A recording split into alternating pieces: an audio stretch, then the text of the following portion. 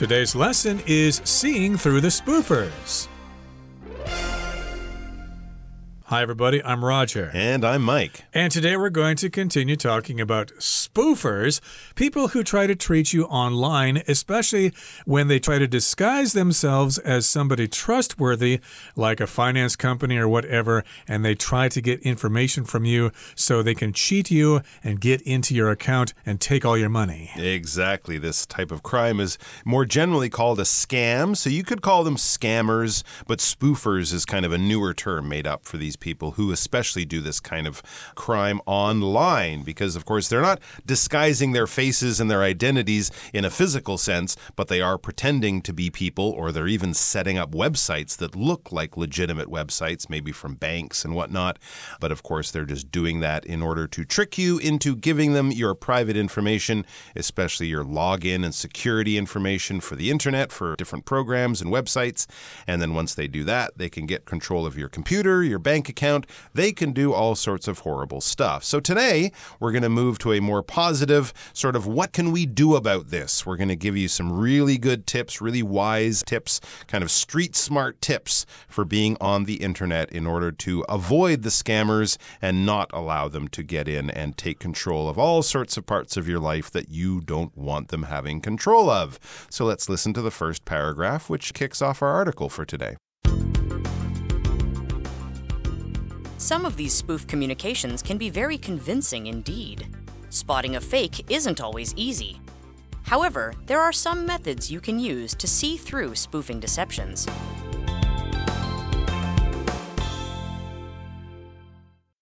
大家好，第一部分介绍名词 communication， 它的意思是讯息、信件、通讯系统、交流或是沟通。例如 Modern technology has changed the way we handle communication. 现代科技改变了我们处理讯息的方式。或者 Effective communication is key to a successful project. 有效的沟通是专案成功的关键。接着看到 convincing 这个单字，它是形容词，表示有说服力的或是令人信服的。例如 Victor made several convincing points in the debate. Victor 在这场辩论中提出了几个有说服力的论点。或是 The lawyer made some convincing arguments during the trial. 律师在庭审中做了一些令人信服的论证。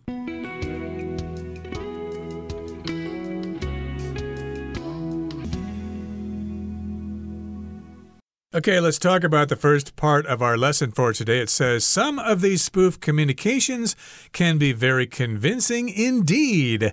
Spotting a fake isn't always easy. So remember, we talked about some examples of these spoof communications in our last lesson. Remember, they might send you a DM, and it might seem like it's from a friend or something, and you want to click on a link to see a funny video. Or you might get an email from what looks like an online shopping platform, and they need your account number or your credit card number or something like that. So these are different kinds of communications that are actually spoof communications that look real, and they can be very convincing. If something's convincing, it seems real. They have persuaded you. They've given you a lot of evidence and a lot of information, and it seems like it's believable. It seems like it's convincing. Like the lawyer gave a very convincing argument about the guilt of the defendant. And, of course, he was later convicted and sent to the chair. But in any case here, this information can be convincing, so it's not easy to spot a fake. How do we do this? Exactly right. Well, that's why they're so good at this, and that's why we need to be so careful. So the paragraph here ends, our little intro paragraph ends by saying, however, there are some methods you can use to see through spoofing deception. So there are some methods, there are some ways that you can see through these deceptions. Some ways, things you can do, some methods you can follow, or tips you can also follow to see through. When you see through a lie or see through a deception, we'll talk about that in a second, that basically means you know someone is lying to you. You can see the lie, you can understand that this is not true, that this person is trying to trick me. It means almost right there in that moment, their lying is not being successful. You are able to understand the reality of the situation, that they are trying to trick you with their lies and deceptions. And that's that's what basically a deception is. It's a lie. You can have a deception by telling someone the wrong information, by lying to them. There can also be deception by just not giving them the information, right? Politicians can often be accused of being very deceptive, to use the adjective form, by kind of only giving the facts that make them look good and leaving out the other important facts that don't make them look good. So that could be the sin of deception, by leaving out important information. Yeah, I'm not lying. I didn't give you the wrong information, but in some ways, in both cases, you're trying to trick someone, you're trying to fool them, you're trying to confuse them from the reality or the true facts. Let's move on to the second part of the article.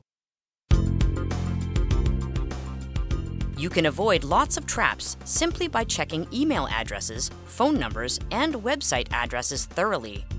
For example, if you receive an email that seems to be from an online shopping platform, take a minute to examine the sender address carefully. If it doesn't match past real email addresses for the platform, the email's likely bogus and can be ignored. It's also wise to always be cautious. Did you get a DM seemingly from a friend telling you to click on a suspicious-looking link? Give the friend a call to make sure they actually sent the link. And if you receive a call from someone claiming to represent your bank and asking for sensitive information, don't disclose anything. This is very likely a scam, as banks won't request such information over the phone.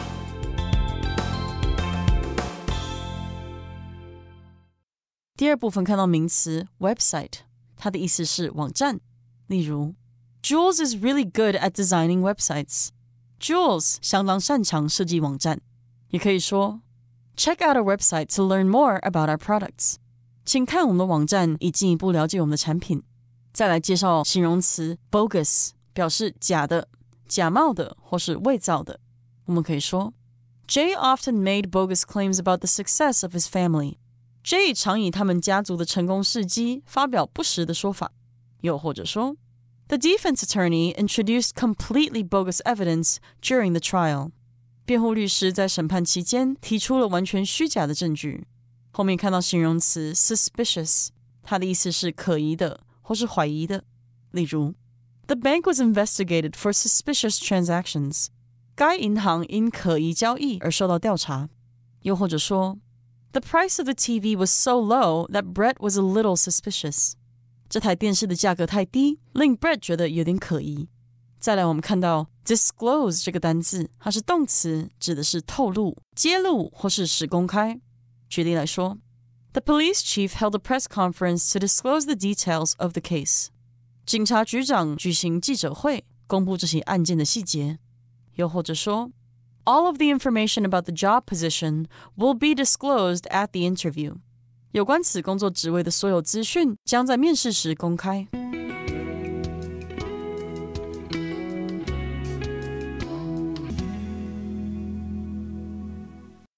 Oh my goodness, the second part of our lesson for today is very long, so please pay attention as we explain it. Here it begins by saying you can avoid lots of traps or scams simply by checking email addresses, phone numbers, and website addresses thoroughly. Okay, so this is something you can do at the beginning. Avoid these traps by checking the information. Check the email addresses. Make sure you've seen it before, or if it's something different, then stay away from it. You can also check out the phone numbers to make sure if they're real. And also you need to check out the website addresses thoroughly. Okay, make sure that they are real. It's legitimate, like Amazon.com or whatever. And make sure that the web address is real and that it does not look fake or suspicious. Yeah, absolutely. Do this thoroughly. If you do something thoroughly, you do it very well. You don't cut corners. You don't skip steps. You're doing it all the way through from A to Z, exactly as you were told, exactly as you were instructed. If you do your homework thoroughly or study thoroughly for the test, you'll probably get really good marks in your class. If you cut corners, well, you probably won't. So check these things thoroughly. Don't skip over any of the steps. Check the email address, check the phone number, check the website address. Do it very carefully. Even if it looks like the first few letters or numbers are the same, do match. Check it all the way to the end. Don't skip any steps. Don't cut any corners. Do it thoroughly. It says, for example, if you receive an email that seems to be from an online shopping platform, take a minute to examine examine the sender address carefully. So this is exactly what happened to me. I got something from someone who said they were Amazon customer service. It said Amazon customer service at the top in the sender location, where it might have someone's name. I didn't check the email thoroughly, so I should have taken a minute to examine the sender address carefully. I did that a little bit later, and so I was able to change my password and avoid any problems, but I didn't do it at the time. It says if it doesn't match past real email addresses for the platforms, one you've gotten before that had just advertising, or ones you got before where you actually talked to someone from the company in that exchange. So basically check your history. So if it doesn't match, the email's likely bogus. The one you just received is likely bogus and can be ignored. If something is bogus, it's fake. It's not real. It's trying to trick you too in some kind of way. So we wouldn't say that plant in your office is bogus. No, it's a plastic plant. I'm not telling anyone it's a real plant. I know it's a plastic plant. But if I try to pass something off as real when it's fake, then it would definitely be described as bogus. And I think that's what I did. I went back and I found from Amazon, and it was like amazonservice.com. And then I looked at the one I just got, the scam one, and it was like numbers and letters and letters and numbers, and it went on and on and on. And clearly it wasn't an official company website or official company email address. Right. So I think most people here in Taiwan do business online. You buy things online through Shopee or Momo or whatever. So you know what those addresses are going to look like. So if you receive messages that don't look like those addresses, it's probably trouble, and stay away from that. Now, here in the next paragraph, it says, it's also wise to always be cautious. Okay, you should be always careful. Did you get a DM seemingly from a friend telling you to click on a suspicious-looking link? Right, so you need to watch out for those DMs and make sure it's actually from your friend, or if it's bogus, maybe they told you to click on something that was suspicious looking. Again, if something's suspicious, it seems like it could be hiding trouble, okay? You need to be cautious. You need to be careful around that thing. You need to be suspicious of something, for example, because you don't really trust that person. There you go. So yeah, suspicious looking link. Maybe if it's not straight to YouTube or something like that, or if it's the kind of link that your friend wouldn't normally send you, like Bob never sends me sports videos or something like that. So does that look a little strange or unusual? Not the kind of thing you would normally see? Well, give the friend a call to make sure they actually sent the link. Yeah, that's a good way. Or reach out to them using another messaging app or something like that. Did you just send me something through Line or something through WhatsApp? You can ask them through Facebook or on the phone or wherever. So yeah, give them a call, speak to them, or get in touch with them another way to find out, did you actually send me that? Make sure that they were the person who sent it to you. And if you receive a call from someone claiming to represent your bank and asking for sensitive information, don't disclose anything. Yes, this is another very good bit of advice. If you get a call on the phone at home or on your cell phone, and it's someone who claims they say they're from your bank, hello, I'm from Fubon Bank or whatever, we've had a problem with our computers and we need to know your login information for your online banking app. If they're asking for things like that, sensitive information, credit card numbers, passwords, stuff like that, don't disclose anything. I would say even your full name, your birth date, things like that you might use to sign up for things. Don't disclose anything. Basically, don't tell them anything. To disclose is to tell someone, especially information that might have been private before, but now you're releasing it publicly.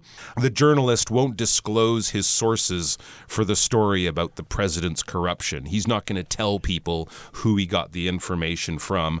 I'm not going to make this secret public. I'm not going to disclose this information. It's private information. So yeah, don't give out this information over the phone, even if someone says, I'm from your bank, even if they have a very realistic sounding job title. It says this is very likely a scam, as banks won't request such information over the phone. No bank will call you up and ask you for this private security information. No bank or lending institution is going to ask for such personal information over the phone, so don't give them anything unless you're joking around with them, unless you're playing with their minds, which I like to do a lot. Okay, that brings us to the end of the second part of our lesson for today.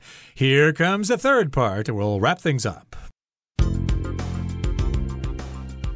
In fact, if you have any suspicions whatsoever, that an email, text, or call might be from a spoofer, don't engage with it. After all, it's better to be safe than sorry.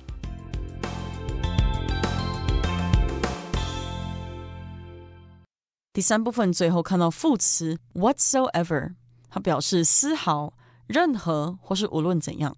我们可以说 What I said to Jennifer yesterday has nothing whatsoever to do with you. 我昨天对 Jennifer 说的话与你没有任何关系。也可以说 The entire trip was free. I paid for nothing whatsoever. 这整个行程都是免费的，我什么钱也没付。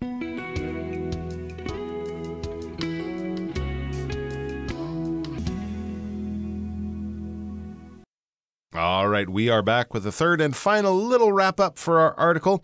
So we're talking about scamming and scammers. We've given you a good bit of information about how they operate, the kind of tricks they might fool you into falling for. We've also given you some advice on how to avoid those tricks and how to make yourself a smarter shopper and a smarter internet user. And so we finish with reading, in fact, it says, if you have any suspicions whatsoever that an email, text, or call might be from a spoofer, don't engage with it. Absolutely. Don't click on anything. Don't write anyone back. If you want to play with the callers on the phone, you can do that, but it's better just to hang up. What I do is answer the phone and then say, Nishwo ingwen ma, really, really badly, and they'll just hang up right away because they don't want to waste their time on trying to speak English to you. I use that one a lot too. Yeah. So that's another way to keep them away from you, like bug spray.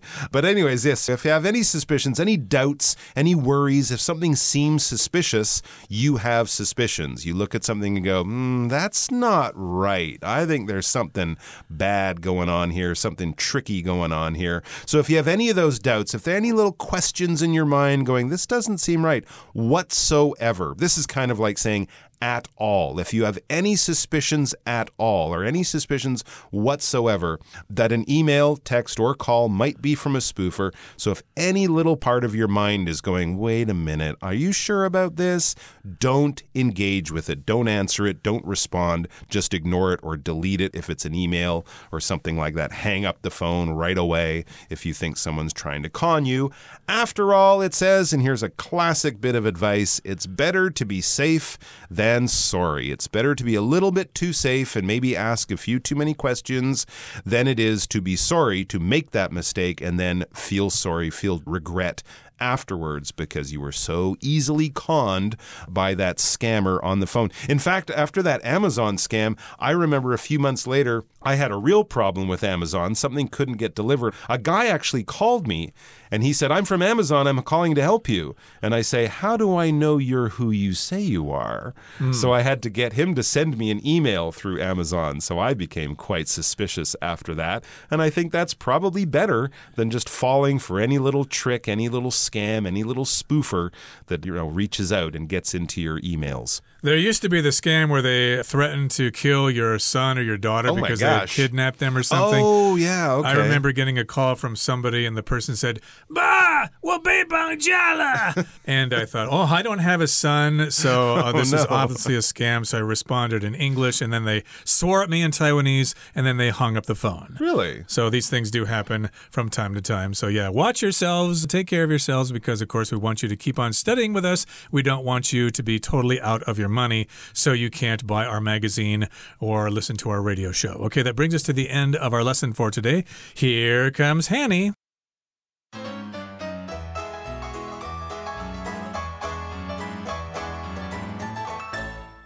各位同学大家好，我是 Hanny。 我们来看今天的文法重点。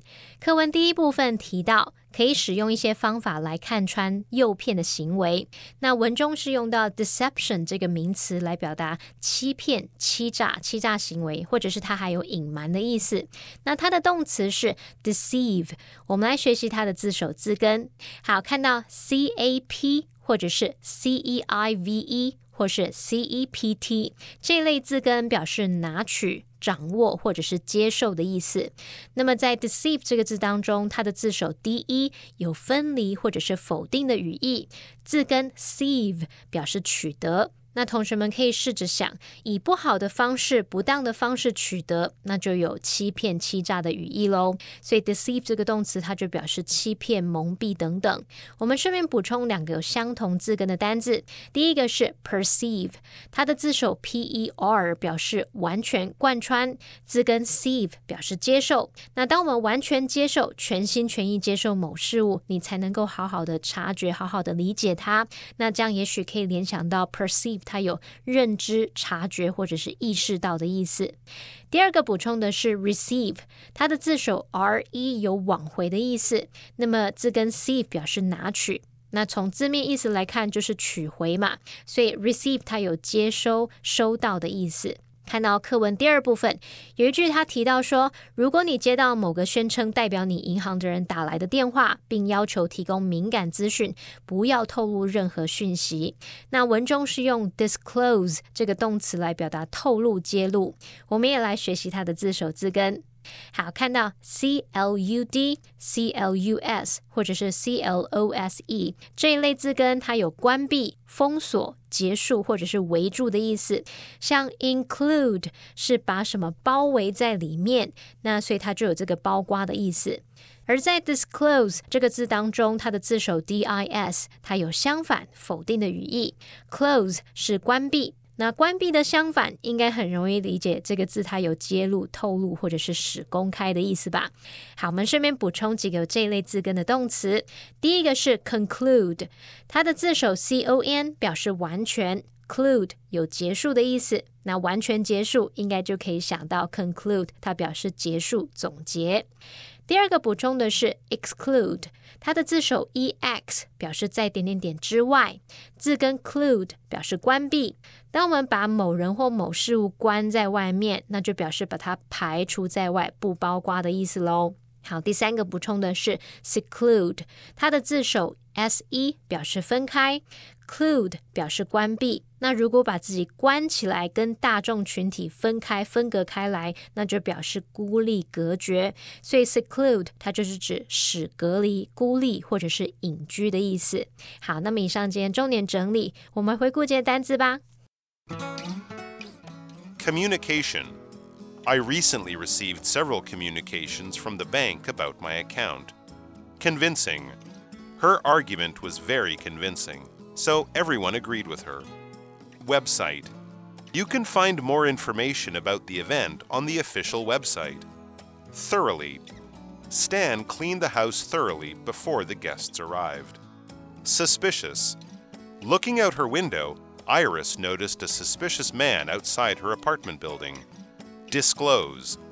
To maintain his privacy, Mr. Reed chose not to disclose his health condition to his employer. Whatsoever. Brenda has no interest whatsoever in going to the party.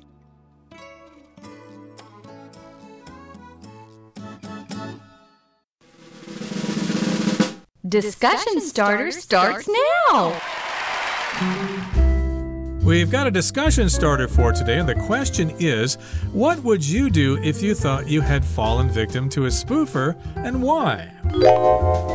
If I thought I had been tricked by a spoofing scam, I would reach out to the company very, very quickly because, in my experience, if you do that, there is a chance that you can change your information quickly enough that the spoofers won't be able to log in and start doing their dirty tricks. So I would say try to take action on it as quickly as possible because there is a chance you can avoid or at least limit the damage that the spoofers can cause. Good advice. Well, I think that if that happened to me, my response would be to tell all my friends first that I've been hacked or something so that they don't fall victim to these scammers as well. And then I'd probably do what you did, contact the real company and tell them about this, or maybe even contact the police, although I don't know how effective that would be. Well, that brings us to the end of another edition of our program, and please make sure you join us again next time. From all of us here, I am Mike. I am Roger. See you next time.